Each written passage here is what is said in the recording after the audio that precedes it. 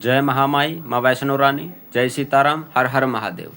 आज हम जानेंगे जो भी माता के भगत माँ का महामंत्र और ब्रह्मांड का सबसे शक्तिशाली मंत्र ओम एम ह्रीम क्लीम चामुंडाय विच्चे, जो इस मंत्र का जाप करता है उसके साथ क्या प्रभाव उस पर पड़ता है और ऐसी कौन सी शक्तियाँ हैं जो उसको प्राप्त होती हैं और क्या हर कोई इस मंत्र को जप सकता है, क्या नियम विधि रहेगी, तो आइए जानते हैं। देखिए, सबसे पहली बात, यह मंत्र हर कोई नहीं जप सकता। कारण क्या है, इस मंत्र में सभी महाशक्तियाँ उपस्थित हैं, जैसे माता महाकाली, माता महासरस्वती, माता महालक्ष्मी और माता की 64 योगनियाँ और भी बहुत सारी अनेकों माँ की अनगिनत योगनियाँ हैं। ठीक है, भैरव जी हैं। मतलब इसमें माँ का एकदम प्रचंडतम रूप, जो माँ का वास्तविक रूप है, जगदम्बा का, महामाया का, वो रूप इसमें शामिल किया गया है। अब अगर आप इसको बिना नियम के या बिना किसी कारण के जपने लगेंगे तो आपको यह प्रभाव भी देगा, क्योंकि मान लीजिए, क्योंकि ये महामंत्र है। अब आप मान लीजिए कोई भी कार्य आप करते हैं, कर्म का फल तो आपको मिलेगा ही मिलेगा। अच्छा करोगे अच्छा मिलेगा, बुरा करोगे बुरा करेगा। अब आप मंत्र जप रहे हो तो आप उसका फल आपको मिलेगा ही मिलेगा, चाहे आप जाने में जपे चाहे अनजाने में जपे। ठीक है, अब मान लीजिए आप प्रतिदिन इसका कम से कम 11 माला करती है प्रतिदिन, तो कहीं ना कहीं 3 महीने बाद या 4 महीने बाद वह अपना प्रभाव दिखाना शुरू करेगा ही करेगा। अब आप प्रतिदिन की 100 माला जप दिए, 1 महीने में आपको पता लग जाएगा मंत्र कितना उग्रतम है। आपके शरीर में गर्मी बढ़ने लगेगी, शरीर हिलने लगेगा, आपको नींद अच्छे से, या तो नींद आएगी ही नहीं या पूरी एकदम अच्छे से नींद आएगी, आपको बुखार आदि जैसी समस्याएं भी हो सकती हैं। आप स्वयं जान जाएंगे इसका प्रभाव कितना है। ठीक है, और एक दूसरी बात, जो भी बिना गुरु के या बिना किसी शक्ति के इस मंत्र का जाप करते हैं उन्हें कभी भी इसकी सिद्धि प्राप्त नहीं होती है, कभी भी नहीं।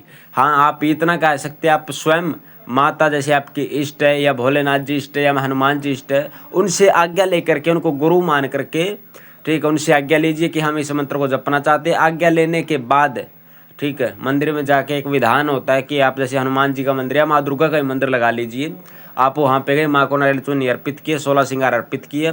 उसके बाद माँ के चरणों में सिर नवाकर यह विनती करेंगे कि हे माँ, मैं आपके इस प्रभावशाली मंत्र, ब्रह्मांड के सब शक्तिशाली मंत्र का जाप करना चाहता हूँ, आप मुझ पर पूर्ण कृपा करें। ऐसे आज्ञा लेकर आप अगर उस मंत्र को जपेंगे तो भी ये कह सकते हैं कि आपको उस मंत्र में प्रभाव पड़ेगा। अब आपने कोई गुरु आज्ञा नहीं ली, कोई किसी शक्ति से कोई आज्ञा नहीं ली, बस यूट्यूब पे या कहीं भी किसी मंत्र उठाया श्री दुर्गा सप्तशती से और आप उसको जपना स्टार्ट की देना, उसके नियम जाने ना, उसका भोग प्रसाद जाने, कुछ नहीं जाना, आपने बस उठाया और जपना शुरू कर दिया।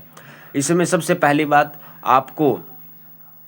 आपको माँ दुर्गा का हर रोज प्रतिदिन पूजन करना पड़ेगा, माँ को धूप दीप अर्पित करना पड़ेगा, माँ को भोग प्रसाद लगाना पड़ेगा। ठीक है, उनकी योगनियाओं का भी भोग देना पड़ेगा, भैरव जी का पूजन करना पड़ेगा, भगवान गणपति का भी पूजन करना पड़ेगा, हनुमान जी का तो करना ही पड़ेगा।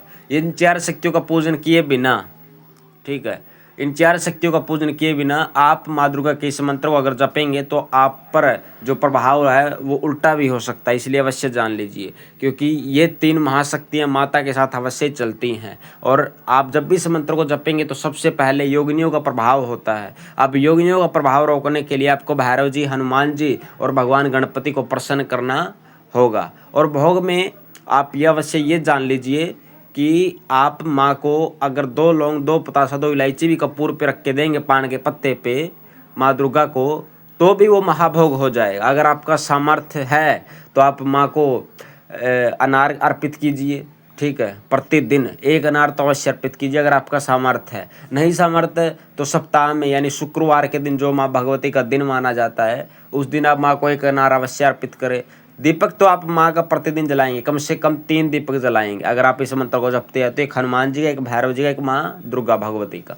ठीक है, बुधवार को भगवान गणपति का अवश्य जलाएंगे। अब जिन लोगों को लग रहा है कि हम इतने इतने दीपक कैसे जलाएंगे, इतना सब कुछ क्यों करेंगे, तो आप मंत्र जाप करिए ही नहीं। ठीक है, फिर आप कहेंगे कि हम ये मंत्र जाप किया, हमारे घर में लड़ाई झगड़ा शुरू हो गया, ये मंत्र जाप किया, हमारी सेहत खराब हो गई, हमने ये मंत्र जाप किया, हमारे घर में यह घटना हो गई। उसका कारण यही है ना, क्योंकि आप सीधा उस महाशक्ति को बुला रहे हैं। ठीक है, भूत पिशाच तो आपको सहन नहीं है। ठीक है, अब जो भूत पिशाचों से भी बहुत जो एकदम अगर उनका प्रकाश भी भूत प्रेतों पर पड़ जाए तो उनकी मुक्ति हो जाती है। आप उस जगदम्बा का उस महामंत्र को उठाए हो, ठीक है। उनसे पहले तो हनुमान जी, भैरव जी और उनसे पहले तो योगिनी आती हैं। अब आप मंत्र को जप रहे तो पहले योगिनियाँ ही आएंगी। अब आपने कुछ भोग प्रसाद दिया है नहीं, ठीक है, कोई शुद्धता रखी नहीं है, कोई नियम आचरण रखे नहीं है, तो निश्चित रूप से आपको दंड ही देंगी फिर, ठीक है। इसलिए सीधी स्पष्ट सी बात है, अगर आप बिना नियमों के, बिना भोग के इस मंत्र को जपेंगे तो आप पर इसका दोष लगेगा और आपको मंत्र का श्राप भी लगेगा, ठीक है। क्योंकि यह मंत्र अपने आप में महामंत्र है और श्री दुर्गा सप्तशती में इसका वर्णन बहुत ही अद्भुत तरीके से किया गया है। इस मंत्र से हम किसी का स्तंभन, उच्चाटन, मारन, वशीकरण आदि बहुत सारी क्रियाएं कर सकते हैं। अगर इस मंत्र को कोई सिद्ध कर ले तो उसके लिए कुछ भी असंभव नहीं है। वह हर क्रिया कर सकता है, हर तंत्र का पहलू वह जान सकता है। वैसे तो तंत्र अपने आप में एक बहुत अथाह सागर है, उसको कोई नहीं जान सकता, लेकिन जिस पर माँ जगदम्बा महामाया की कृपा हो जाए और जो इस मंत्र को जागृत कर ले, उस पर अनंत कृपा माँ जगदम्बा की हो जाती है और उसे फिर अन्य कोई सिद्धि करने की आवश्यकता नहीं पड़ती। वो जिस भी सिद्धि को चाहे उस सिद्धि को ज़्यादा से ज़्यादा 11 दिन में अपने पास उपस्थित कर सकता है। तो इस मंत्र की महिमा बहुत बड़ी है, लेकिन इसको जपने से पहले आप ये जान लीजिए कि आपकी आज्ञा है कि नहीं है। अगर आपके कोई गुरु नहीं है तो आप माँ को गुरु मानकर या अपने किसी भी दैविक शक्ति को गुरु मानकर, अपने कुलदेवी को भी गुरु मानकर आप इस मंत्र को जप सकते हैं।